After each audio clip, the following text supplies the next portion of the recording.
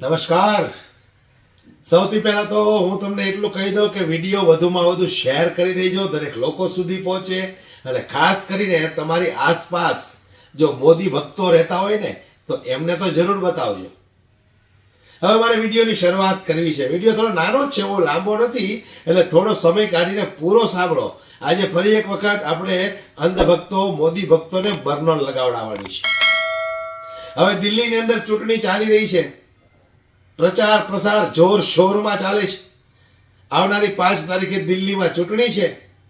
ત્યારે નરેન્દ્રભાઈ મોદીએ કેવી જાહેરાતો કરી છે.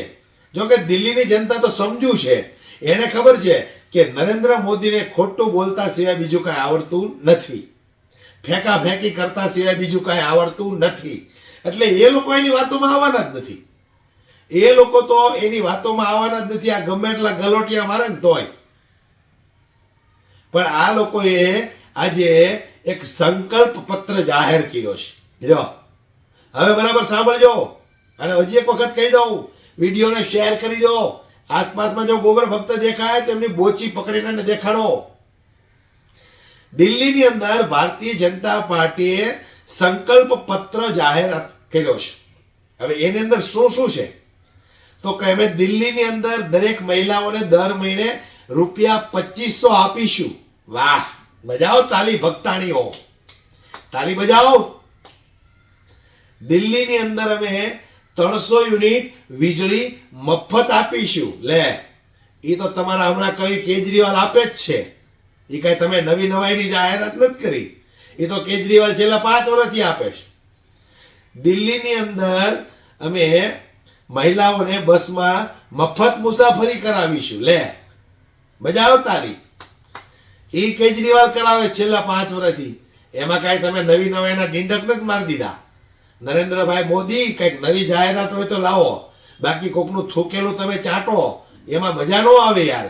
બરાબર ને? અંધભક્તો સાથે સાથે બર્નોલને બટન ખોલી લગાડતા જજો, લગાડતા જજો. હજી તો મારે ઘણી વાત કરવી છે. ધાર્મિક સ્થળોમાં દર મહિને 500 યુનિટ વીજળી મફત આપવાનું અમે વિચારી રહ્યા છે. લે, ધાર્મિક સ્થળોમાં આપવાનું મારા બેટા કે વિચારી રહ્યા છે? હે, એના કોઈ નેતાને દર મહિને 4000 યુનિટ વીજળી મફત આપી દે કે ઠોકો? ભાજપનો ધારાસભ્ય છે, એને મળવી જ જોઈએ ને. ધાર્મિક સ્થળો માટે મારા બેટા એમ કે હજી વિચારી રહ્યા છે. કા વિચારી રહ્યા છો? એટલે આ બધું તો દિલ્હીની જનતાને મળે જ છે. કંઈક નવીન હોય તો એ જાહેરાત કરો, અને ઈ નો તમારાથી થાય એમ હોય તો આ ગુજરાતની અંદર 30 વર્ષથી તમારા અંધભક્તોએ મોદી ભક્તોએ ખુરશીઓને ગાભા જ માર્યા છે 30 વર્ષ સુધી, અને હજુ મારે તો એની માટે કંઈક રાહત પેકેજ જાહેર કરો. એને કહો કે તમારા માટે અમે કંઈક રાહતનું પેકેજ લઈને આવશું. હવે મારા અંધભક્તોને કેવું છે, તમારી અંદર છે તાકાત, તમારી અંદર છે હિંમત. વિપક્ષોને આપણે સાઈડમાં મૂકીએ, હાલો. કદાચ વિપક્ષ નહીં બોલે, પણ અંધભક્તો ગુલામી કરવો છો એટલી બધી, તો એકાદી વખત તો તમારા આકાને સવાલ પૂછો કે અમે 30 વર્ષથી તમારી ખુરશીને ગાભા માર્યા નરેન્દ્રભાઈ, તો અમને કેમ વીજળી મફત નહીં? ભક્તાણીઓ, તમે પૂછો કે અમને બસમાં મફત કેમ બેસવા નહીં મળે? પૂછો એક વખત.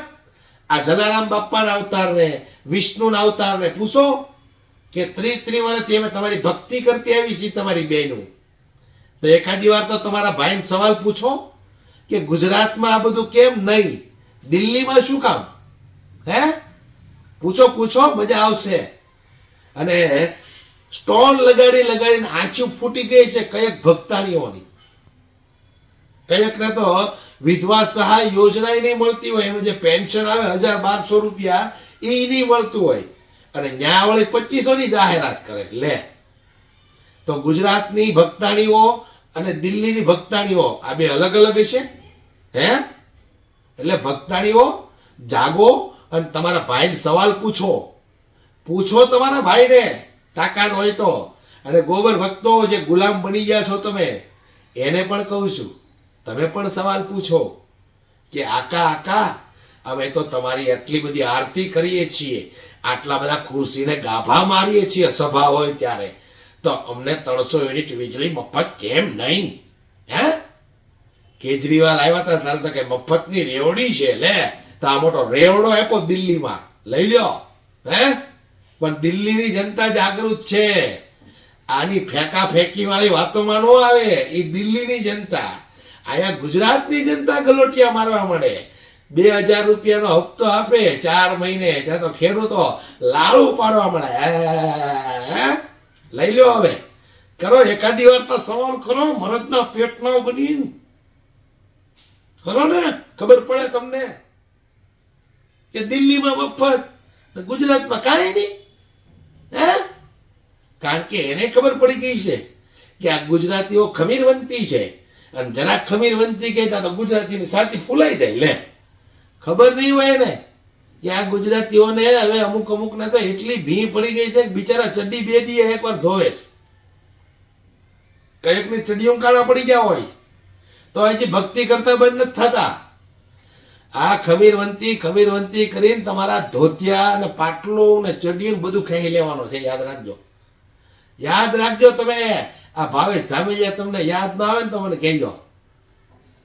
બાકી તમારી અંદર તાકાત હોય, મરદના દીકરા હોય ને, તો એકવાર સવાલ કરો તમારા સાહેબને કે દિલ્હીમાં મફત આપો છો, અહીંયા તમને હું ગાવા ગેસ? પૂછો એકવાર, હામી સાથીએ પૂછો. બાકી અમારી અંદર તાકાત છે. અમે જે પાર્ટીને સપોર્ટ કરવી, સમર્થન કરવી ને, તો ખખડાવીને પૂછશી કે ન્યા તમારી સરકાર છે, ન્યા મફત આપો છો, તો ગુજરાતની અંદર કેમ નહીં? હે, બાકી ગુજરાતમાં સરકાર જેથી બની ને તેથી આમ જો વટથી 300 યુનિટ વીજળી મફત ન થાય ને, તો કેજરીવાલ હું ગમે એ હોય એનો હોતી વારો પાડી દે વિડીયો બનાવીને. ખબર છે, એટલી તાકાત અમારામાં છે. બાકી ગોબર ભક્તો, તમારે ખાલી ગુલામી જ કરવાની. તમારે ખાલી ગુલામી જ કરવાની. તમારાથી કાંઈ નથી થવાનું, કાંઈ નથી થવાનું.